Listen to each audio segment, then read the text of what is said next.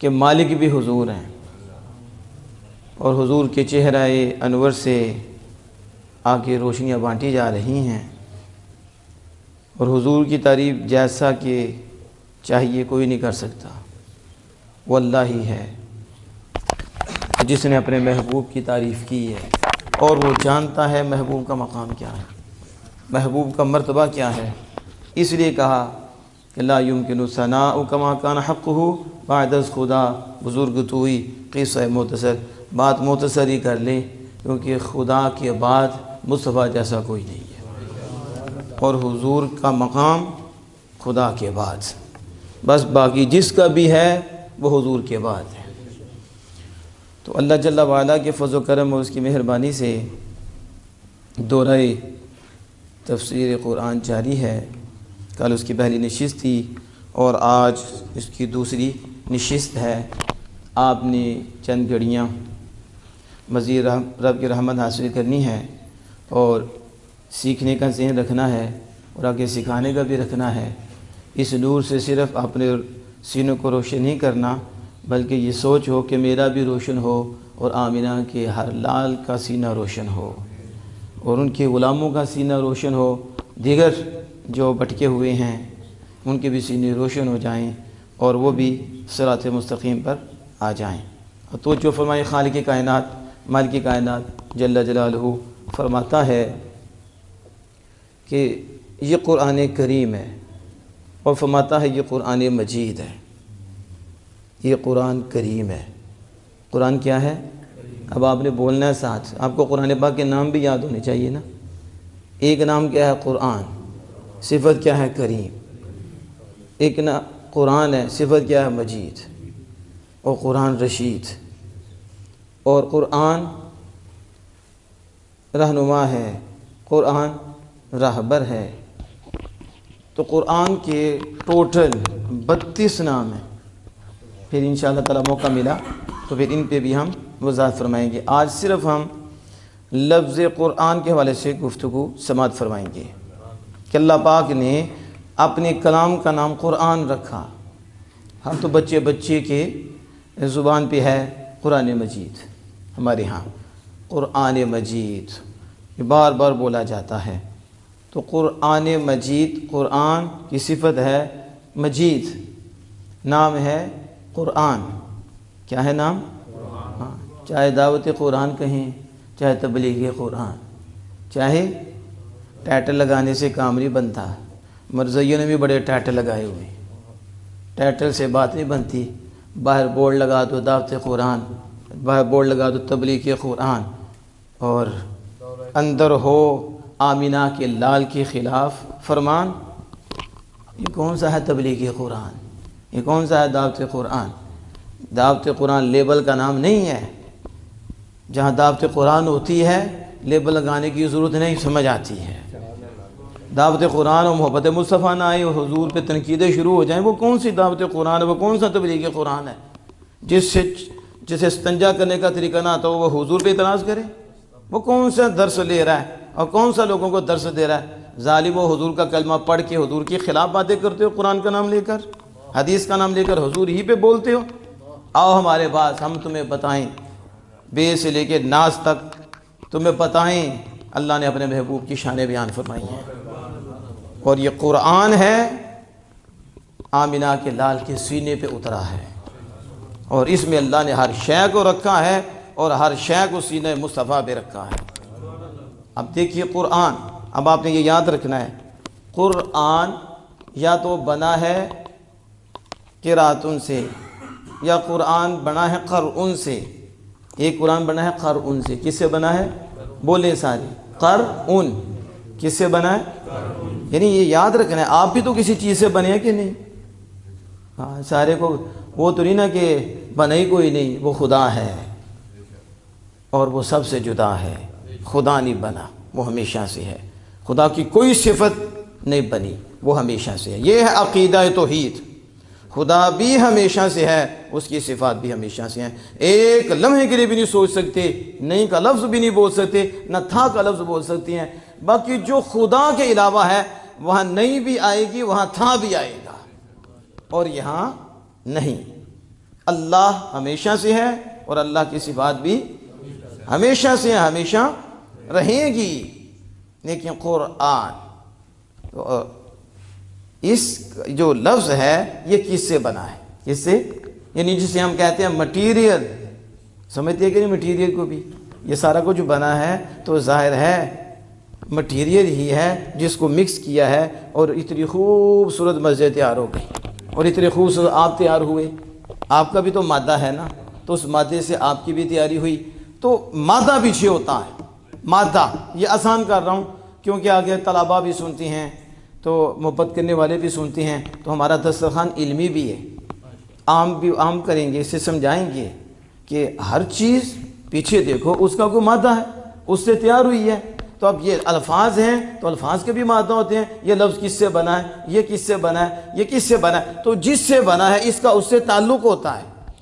اس سے کیا ہوتا ہے؟ تعلق ہوتا ہے۔ یہ کیسے ہوگا کہ مٹی سے بنا تو اس کا مٹی کا اثر ہی کوئی نہیں، آگ کی رہے، نہیں سمجھ آ رہی۔ الگ بات ہے ہماری حالت ایسی ہوتی ہے آگ کی بنے ہوتی ہیں، حالانکہ مٹی بھی ہے پانی بھی ہے، اس کا اثر ہوتا ہے۔ مٹی بھی نظر آئے گی، پانی بھی نظر آئے گا، اس کے اندر سردی بھی نظر آئے گی، اس کے اندر گرمی بھی نظر آئے گی، یہ چاروں سے مل کے بنا ہے یہ اس کا، اور اس کے اندر روح بھی ہے، یہ اللہ پاک نے اس کے اندر رکھی ہے، اور فرشتے اس مٹیریل سے پاک ہیں، انہیں اللہ پاک نے نور سے بنایا ہے، اور انسان کو عقل بھی دی ہے اور یہ بھی دی ہے۔ تو اب یہ جسم ہے، حیوانات ہیں، مٹیریل ہے، اس سے اللہ پاک نے بنایا۔ تو سمجھ رہے ہیں آپ؟ اسی طرح الفاظ ہیں، یہ لفظ کس سے بنا؟ تو قرآن پہلے کہتے ہیں یہ قرآن جو ہے یہ قرآن سے بنا۔ کس سے بنا؟ قرآن۔ اور قرآن کا معنی کیا ہے؟ جمع ہونا۔ کیا معنی ہے؟ بولیں ذرا، قرآن کا معنی کیا ہے؟ تو اس کا مطلب ہے کہ قرآن کا معنی یہ ہوا کہ جمع کرنے والا ہے۔ کیا کرنے والا ہے؟ جامع ہے۔ کیا ہے؟ جامع ہے۔ تو قرآن جامع ہے تو جن پہ اترا، اس کا یہ مطلب نہیں وہ پہلے کامل نہیں تھے، وہ کامل تھے، حضور کامل تھے، لیکن قرآن وہ ملا ہے جو جامع ہے۔ اس کا معنی ہے قرآن کا جمع ہونا، ایک آپ نے بھی ذہن میں رکھنا ہے، اور یہ آپ نے حفظ کر لینا ہے کہ قرآن بنا ہے قرآن سے، اور قرآن کا معنی کیا ہے؟ جمع ہونا۔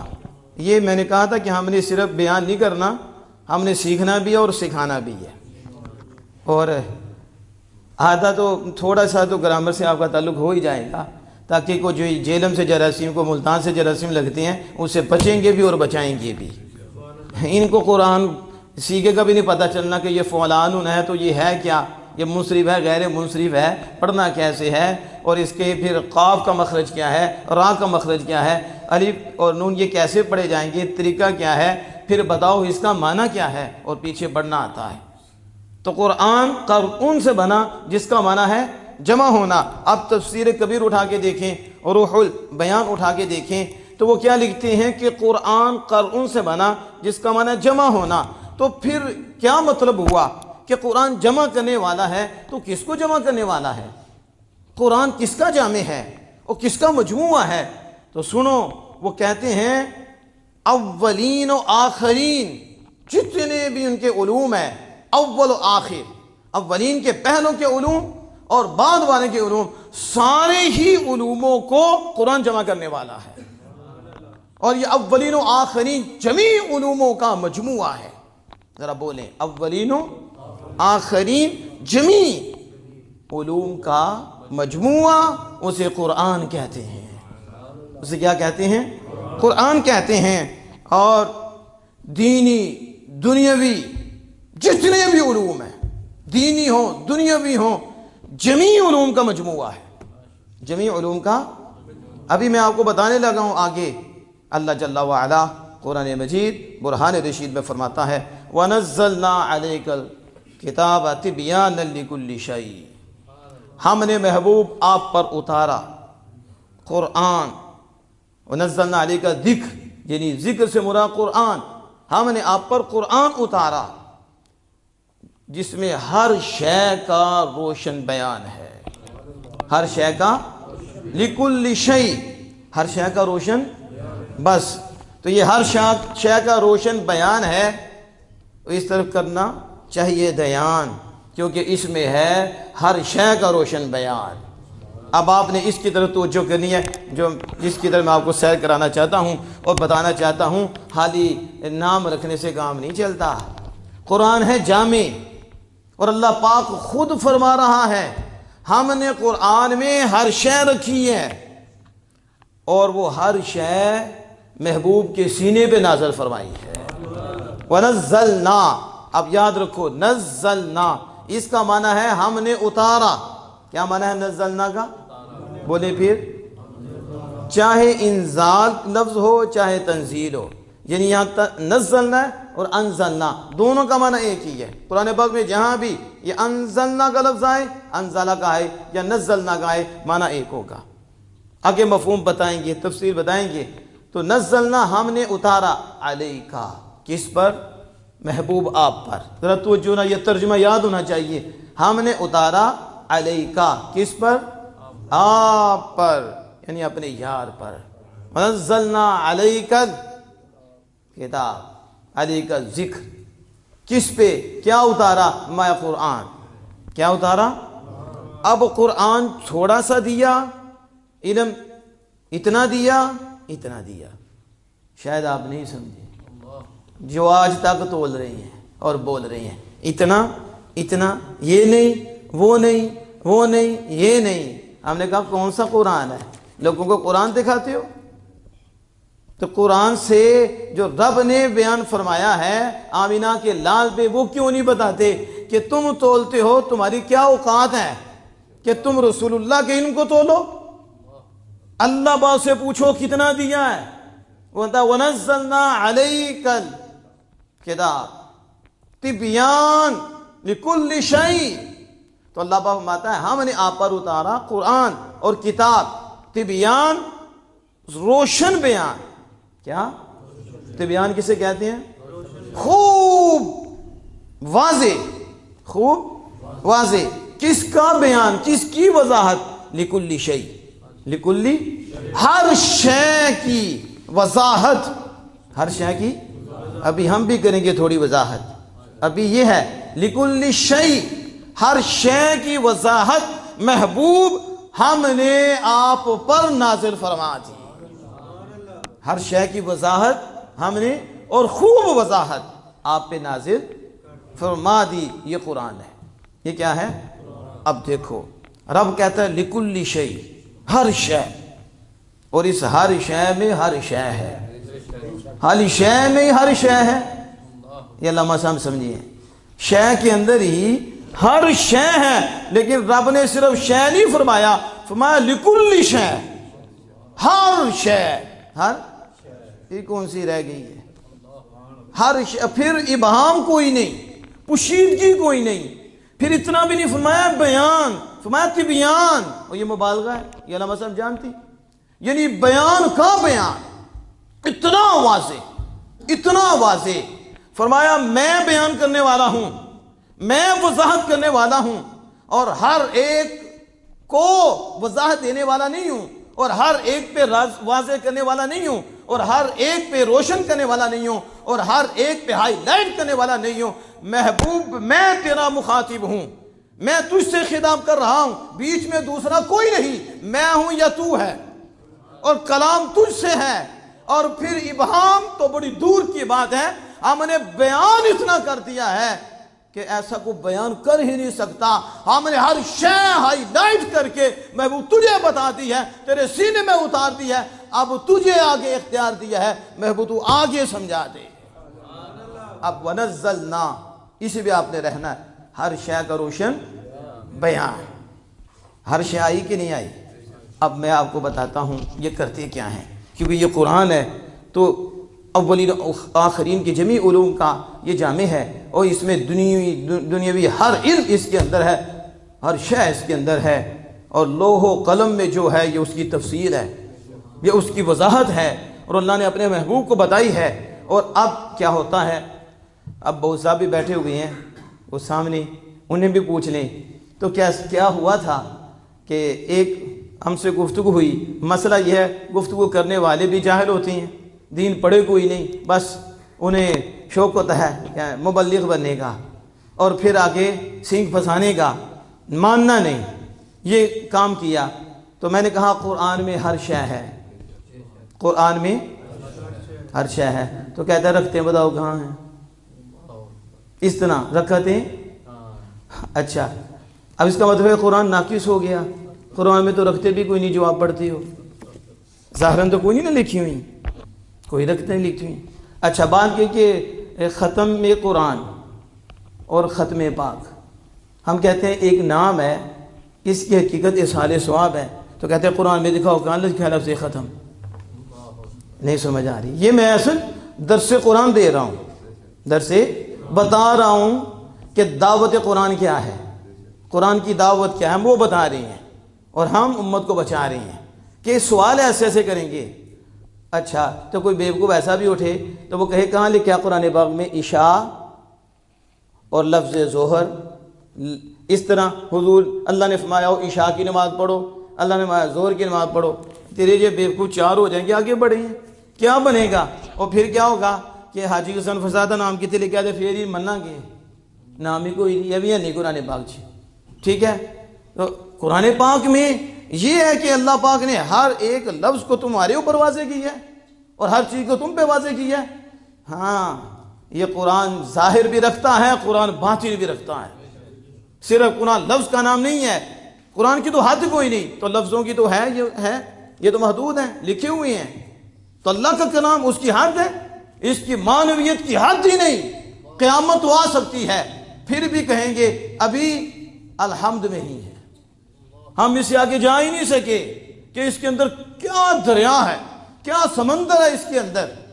لیکن میں آپ کو سمجھانا چاہتا ہوں کہ جو ایسے اعتراضات کرتے ہیں، ہمارے لوگ بھی پریشان ہو جاتے ہیں۔ اب میں پوچھتا ہوں قرآن میں اقیموا الصلاۃ، نماز قائم کرو، کیسے کرنی ہے؟ کہاں قرآن پاک میں لکھا ہے؟ سمجھ آ رہی ہے؟ تو کیا مطلب قرآن پاک میں نہیں ہے؟ میں ابھی یہ جو ہے نا تمہید ہے میری، پھر آگے جواب دوں گا۔ ابھی قرآن پاک میں وَآتُوا الزَّکاۃَ، زکوٰۃ دو، کہاں لکھا ہے؟ 1 سال پورا ہو، بالغ ہو، عاقل ہو، سید نہ ہو، علوی نہ ہو، بخاری نہ ہو، یہ فلاں نہ ہو، فلاں نہ ہو، یہ اس طرح کہاں ہے؟ تو پھر کیا یہ بھی قرآن پاک میں نہیں ہے؟ سمجھ آ رہی ہے کہ نہیں؟ قرآن پاک میں نہیں ہے، نماز قائم کرو، زکوٰۃ دو۔ اب قرآن پاک میں اور بڑی چیزیں، دیکھیں جماع کی بات آئی، شادی کی بات آتی ہے، یہ سلسلے آتی ہیں، کہاں ہیں؟ لفظ یہ آئے گا نکاح کرو، فانکحوا ما طاب لکم من النساء مثنی وثلاث ورباع، الفاظ آئیں گے۔ اب کیا اس کا انکار ہو جائے گا کہ قرآن پاک میں یہ بھی نہیں، قرآن پاک میں یہ بھی نہیں؟ تو وہ کہاں جائے گا؟ پھر وہ تو مرضیوں کو راہ دے گا کہ تمہارا قرآن پاک ہی نعوذ باللہ ناقص ہے، اس میں تو یہ بھی نہیں، اس میں تو یہ بھی نہیں۔ صرف بغض مصطفیٰ میں یہ حال ہوا ہے، واللہ بغض مصطفیٰ میں یہ حال ہوا، حضور کے بغض میں یہ حال ہے کہ پھر انہوں نے قرآن کو بھی نہیں چھوڑا۔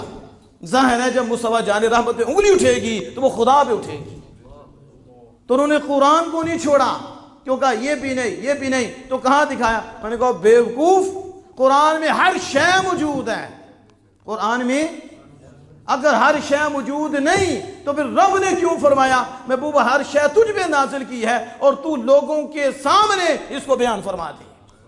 تو بیان اس کا ہوتا ہے جو موجود ہوتی ہے، جو ہو ہی نہ تو اس کا بیان کیا ہونا ہے؟ تو حضور کو اللہ نے بتایا ہے اور اس میں اصول ہیں، یہ اسلوب قرآن کو کون جانے، اس ایک لفظ کے اندر کیا ہے، رکھتے بھی ہیں، اس کے اندر زکوٰۃ کی ساری ڈیٹیل بھی ہے، اس کے اندر نماز کی ساری ڈیٹیل بھی ہے، لیکن تمہیں نظر نہیں آئے گی، تمہیں سمجھ نہیں آئے گی۔ اس کے اندر تم بھی ہو، تمہارا باپ بھی اس کے اندر ہے، باپ سے باپ بھی، تمہاری نسلیں بھی اس کے اندر ہیں، لیکن تم نہیں سمجھ سکتے۔ ساری کائنات اس کے اندر ہے، ہر انسان اس کے اندر ہے، ہر جانور اس کے اندر ہے، ہر علم اس کے اندر ہے، لیکن یہ اسے سمجھ آئے گی جس پہ رب نکاح کرم فرمائے گا، اپنے محبوب کے ذریعے اس کا دل روشن فرمائے گا۔ اب میں ایک دو مثال دے کے پھر ہم اپنی بات کی طرف چلتے ہیں۔ ایک دو مثال دیکھیں، آپ اسے سمجھیں گے۔ شروع قرآن میں، ابھی بسم اللہ کی بات نہیں کرتا، الحمد لے لیجئے، کیا لیں؟ تعریف۔ ترجمہ کیا ہوتا ہے؟ الحمدللہ۔ تمام تعریفیں کس کے لیے ہیں؟ اللہ کے لیے ہیں۔ کیا مطلب ہے؟ ایک ہی تعریف اللہ کے لیے؟ سب تعریفیں، ٹھیک ہے؟ آپ کی تعریف، آپ کی تعریف، آپ کی تعریف، سب کی تعریف۔ اب سب کے نام آئیں گے تو مانیں گے، سب کے آئیں گے پھر مانیں گے۔ بدر صاحب کا نام آئے گا، مامون تاری صاحب کا نام آئے گا، انیس صاحب، اللہ مدثر صاحب، بہو صاحب، ان صاحب کے حافظ صاحب، دیگر کا نام آئے گا، پھر مانیں گے تعریف۔ تو یہ اللہ کی ہے، ویسے نہیں، کیونکہ ایک ایک کا نام ہی کوئی نہیں، یہ تو ایک لفظ ہے، صرف حمد ہے۔ ہم نے کہا اس حمد میں ساری حمد ہے، یہ قرآن ہے، یا تو جنس حمد ہے، یا استغراق حمد ہے، یا تو اس کا ترجمہ ہے جمیع حمد اللہ کے لیے ہے، یا پھر حقیقت حمد اللہ کے لیے ہے۔ وہ لے یا یہ لے، جمیع آئے گی۔ یہ نہیں کہ کوئی اور خالق ہے تو اس کے لیے بھی حمد ہے تو کسی اور کے لیے بھی حمد ہے، حمد ہے ہی اللہ کے لیے۔ لہذا جس کے ہاں جہاں بھی تعریف پائی جائے گی، اس کا جو بھی فرد پایا جائے گا اس کے اندر حمد بھی پائی جائے گی۔ آپ اس کے اندر ہزاروں لے آؤ، لاکھوں لے آؤ، کروڑوں لے آؤ، جتنوں کی بھی تعریف ہوگی وہ رب ہی کی تعریف ہوگی۔ کس کی تعریف ہوگی؟ ایک حمد کے اندر۔ اس لیے اس کا ترجمہ یوں بھی کیا جاتا ہے، تمام تعریفیں اللہ کے لیے۔ اسے پوچھو تمام کس کا کر لیا ہے؟ لفظ حمد تو واحد ہے، تمام کس کا کر لیا؟ یہ ہے قرآن۔ اور یا پھر حقیقت حمد کہ جہاں بھی حمد پائی جائے گی وہ اللہ کی ہے، خالق حمد اللہ ہے، تعریف کو پیدا کرنے والا بھی اللہ ہے، اور تعریف بھی اللہ کی ہے۔ تعریف بھی چاہے وہ ڈائریکٹ ہو چاہے انڈائریکٹ ہو، سارے نبیوں کی تعریف اللہ کی تعریف ہے، سارے نبیوں کی تعریف اور ہر شے کی تعریف اللہ ہی کی تعریف ہے۔ اب یہ لفظ حمد ہے۔ اب مزید آگے چلیں تو میں آپ کو بتاتا ہوں۔ دیکھو قرآن پاک میں آیا انسان، تو کیا اس میں لکھا ہے کہ یہ فلاں نسل کا، فلاں نسل کا، فلاں نسل کا، فلاں نسل کا؟ سب کا ظاہراً ذکر آیا، لکھا ہوا ہے سب کا۔ اب پھر ایک بس انسان، تو انسان میں کون ہے؟ بس لکھ لو اوپر انسان، نیچے لکھو مرد، نیچے لکھو عورتیں، تو کتنے ہوں گے؟ ایک ہی لفظ ہے اور یہ کلی ہے، اور نیچے اتنے افراد ہیں، اللہ جانتا ہے، اور اللہ کے بتائے اللہ کے محبوب جانتے ہیں۔ قیامت تک کتنے اور افراد ہوں گے، ایک لفظ انسان میں سارے ہیں۔ نہیں سمجھ آئی آپ کو؟ اب اسی طرح میں بتاتا ہوں، آپ سارے مرد ہو، اوپر لکھو لفظ رجل، کیا لکھو؟ نیچے لکھو زید، عمر، بکر، نیچے لکھو کہ زینب، فلاں فلاں مرد، وہ بھی مرد، وہ بھی مرد، وہ بھی مرد، وہ بھی مرد، کہ ہر ایک کے ساتھ لکھا جائے یہ مرد، یہ مرد۔ میں اصول بتا رہا ہوں، ایک لفظ ہے اس کے اندر سارے مرد آتے ہیں، اور وہ سارے مردوں کے اندر جاتا ہے، اس کے افراد ہیں۔ شروع ہو جائے گا، ایک اوپر عورت لکھ لو، صرف امرأہ لکھو عورت، اور نیچے ساری عورتیں آ جائیں گی۔ آپ اوپر نقشہ بنائیں، اوپر لکھے امرأتون، پھر نیچے لائیں زینب، سائمہ، فلاں فلاں فلاں، کیا ہے؟ عورت عورت عورت عورت، سب میں عورت ہے۔ یہ اس کے افراد ہے، یہ کلی ہے۔ میرے محبوب کو اور میرے آقا کو اللہ تعالیٰ نے قیامت تک کا علم عطا فرمایا، اور ہر کلی، کیا کلی، حضور کو علم عطا فرمایا، اتنا عطا فرمایا کہ نہ پہلے کسی کو دیا نہ کسی کو دے گا جتنا اپنے یار کو دیا ہے۔ میں صرف ایک تو مثال دے رہا تھا۔ اب لفظ شیء ہے، لفظ شیء دیکھنے میں تو ایک ہی لفظ ہے، تو اس میں آپ بھی ہیں، اس میں زمین بھی ہے، اس میں زمان بھی ہے، اس میں مکین بھی ہے، اس میں مکان بھی ہے، اس میں عرش بھی ہے، عرش کے نیچے سارا کچھ بھی ہے، عرش کے اوپر بھی سارا کچھ ہے کس میں؟ لفظ شیء۔ کس میں؟ ایک ہی لفظ شے ہے۔ وہ کہتا ہے کوئی شے نہیں۔ ہم نے کہا کمینے، واقعی کافر کوئی شے نہیں، جو یار کا ہو جاتا ہے وہ عظمت والی شے ہو جاتا ہے۔ شے بھی تو کوئی قسموں کی ہوتی ہے نا، عجیب و غریب شے بھی ہوتی ہے، خبیث شے بھی ہوتی ہے، گندی شے بھی ہوتی ہے، اور بے مثل و بے مثال شے بھی ہوتی ہے، عظیم شے بھی ہوتی ہے، عظمت والی شے بھی ہوتی ہے۔ رب فرماتا ہے لیس کمثلہ شیء، اس جیسی شے کوئی نہیں۔ جیسا رب ہے وہ خود فرماتا ہے لیس کمثلہ، میری جیسی کوئی شے ہی نہیں، وہ ایسی شے ہے اس جیسا کوئی نہیں، آگے اس نے بنائی ہے۔ تو شے اتنی عام ہے کہ اس کا اطلاق رب پر بھی ہوتا ہے اور رب پر بھی بولی جاتی ہے کہ رب بھی شے ہے، لیکن ایسی شے ہے کہ اس جیسی کوئی شے ہی نہیں۔ اور اس نے آمینہ کے لال کو بھی ایسی شے بنایا ہے کہ ان جیسی بھی مخلوق میں کوئی شے نہیں۔ تو میں بتا رہا ہوں ایک لفظ شے ہے اور اس شے میں ہر شے ہے، لیکن رب فرماتا ہے لکلی شیء، لکلی، صرف شے نہیں فرمایا، فرمایا ہر شے، کیا فرمایا؟ اور اس کا بھی روشن بیان ہم نے نازل فرمایا ہے اور محبوب تجھ پہ واضح فرمایا ہے۔ آپ کو اس کی سمجھ آئی کہ نہیں کہ قرآن کو سمجھنا کوئی آسان کام ہے؟ اور جو اٹھ کے تو شروع ہو جائے کہ انہیں یہ نہیں پتہ تھا، انہیں یہ نہیں پتہ تھا، ہم نے کہا کمینے تمہیں تو اصول کا بھی پتہ کوئی نہیں۔ قرآن اصول بناتا ہے اور آمینہ کے لال اس اصول کو واضح کرتے ہیں، اس کی تفسیر کرتے ہیں، حالانکہ تفسیر موجود ہے، آگے ہائی لائٹ حضور کرتے ہیں۔ ایک اصول ہوتا ہے جو علماء جانتے ہیں، طلباء جانتے ہیں، ہوتا اصول ہے، پھر اس کے نیچے اس کے جیسے میں نے مثال دی کہ افراد، پھر جزیات، پھر سمجھو لا تعداد کیا ہو جاتی ہیں؟ جیسے انسان اوپر رکھو نیچے سارے آ جائیں گے، مرد اوپر رکھو نیچے سارے آ جائیں گے، اور اوپر عورت رکھو سارے اس کے اندر آ جائیں گے، اوپر تم گھوڑا رکھو گھوڑے کی ہر نسل اس کے اندر آ جائے گی، اوپر شیر رکھو شیر کی ہر نسل اس کے اندر آ جائے گی، رکھو مرد ہر نسل کا مرد اوپر آ جائے گا، رکھو کافر ہر قسم کا کافر اس کے اندر آ جائے گا، کافر ہے، رکھو گمراہ ہر قسم کا گمراہ اس کے اندر آ جائے گا۔ یعنی یہ قرآن ہے اور یہ اسلوب قرآن سمجھو اور کلام خداوندی ہے اور عربی اصول ہیں کہ ایک اصول کو بندہ سمجھے پھر اسے سمجھ آئے کہ اس کے اندر کیا دریا ہے، اس کے اندر کیا سمندر ہے۔ اس لیے جنہیں سمجھ نہیں آتی وہ ختم لفظ کدھر ہے، فلاں کدھر ہے، فلاں کدھر ہے، اور میں نے کہا رکھ دے بھی اس کے اندر ہے، یہ بھی اس کے اندر ہے، لیکن تجھے سمجھ نہیں آئے گی، سمجھ اسے آئے گی جسے رب سمجھ دے گا، جس پہ رب فضل فرمائے گا، پھر وہ ایسے کھولے گا۔ ایسے ہزاروں لاکھوں تفاسیر ہو گئی ہیں، ایک ہی بسم اللہ کتنی تفسیریں ہیں ذرا مجھے بتاؤ؟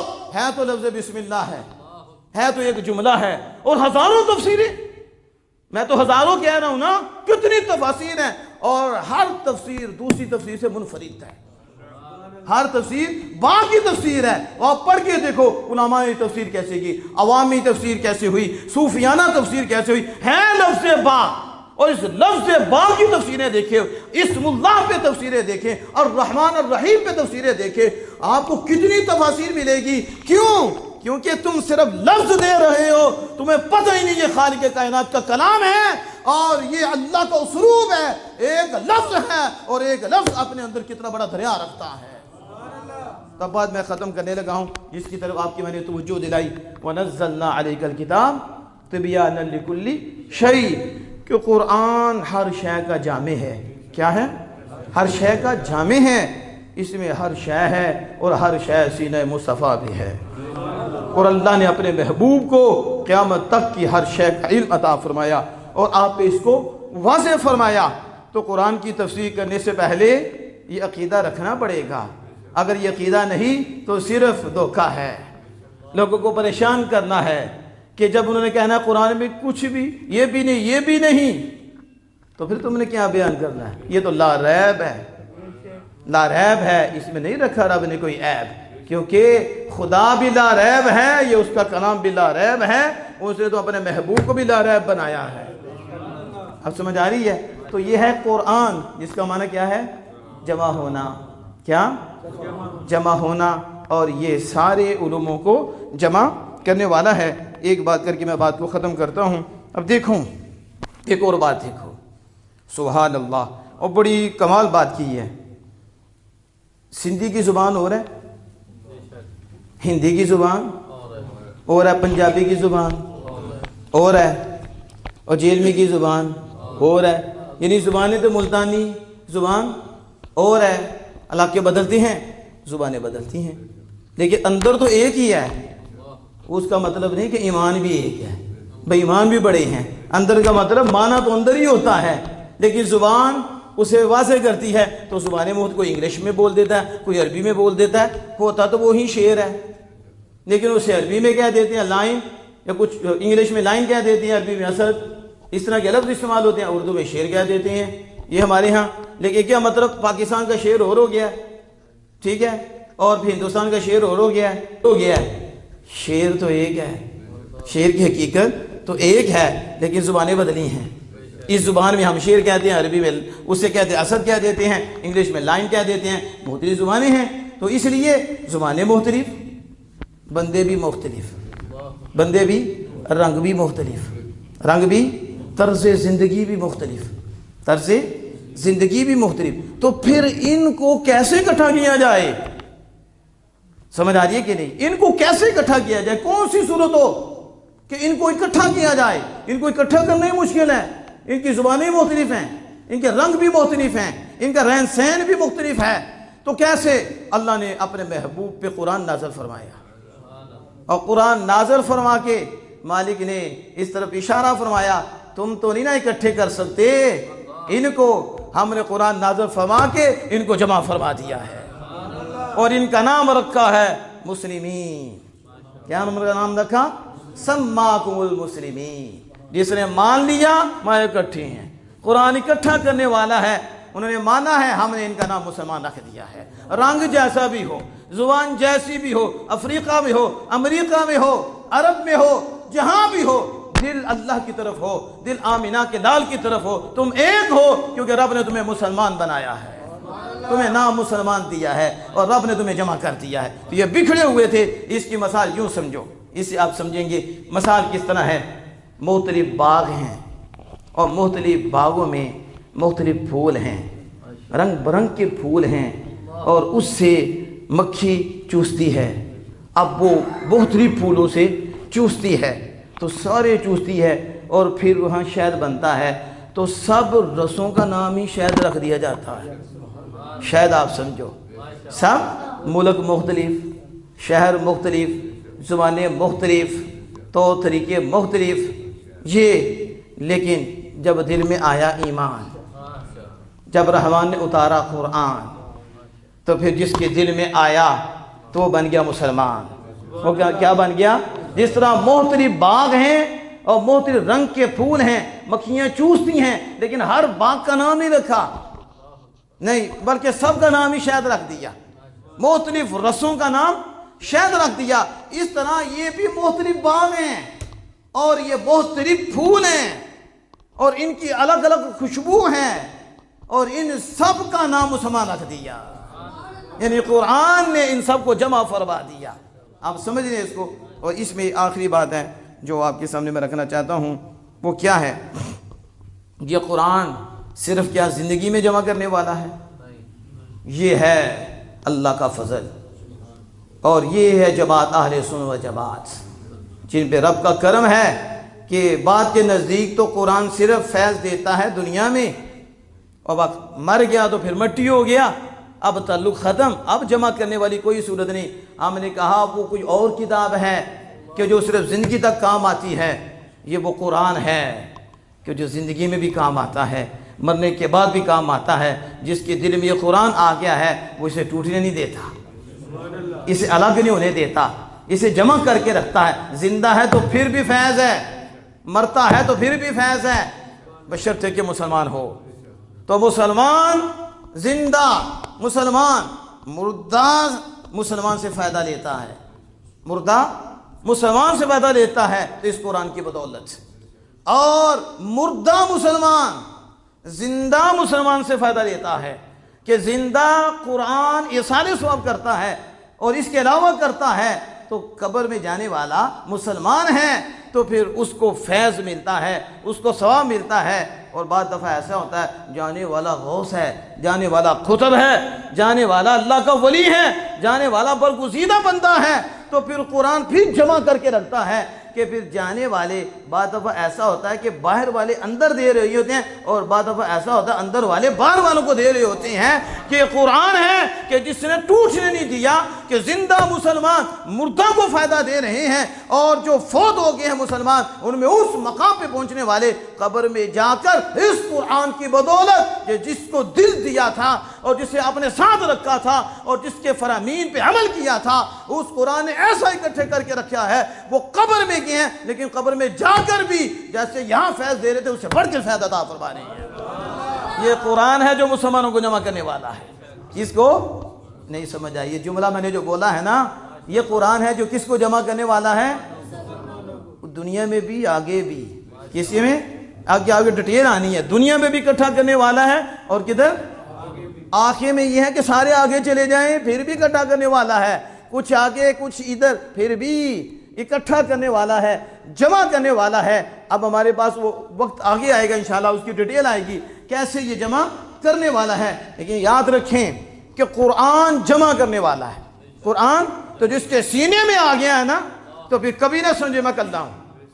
کبھی وہ کوئی اور ہوگا جو غافل ہوگا جو کہے گا میں اکیلا ہوں. نہ, اگر قرآن سینے میں ہے اور قرآن اس کے ساتھ ہے, وہ اکیلا نہیں ہے, وہ مسلمانوں کو ساتھ رکھے گا. کیا رکھے گا؟ پھر ایک دوسرے کو فائدہ پہنچائیں گے, یہاں بھی اور قبر میں بھی. قبر والا انہیں یہاں کیسے بعض صحابہ کرام جب اس دنیا سے پردہ فرما گئے تو ان کی قبر سے آواز آتی تھی اور وہ قرآن پڑھتے.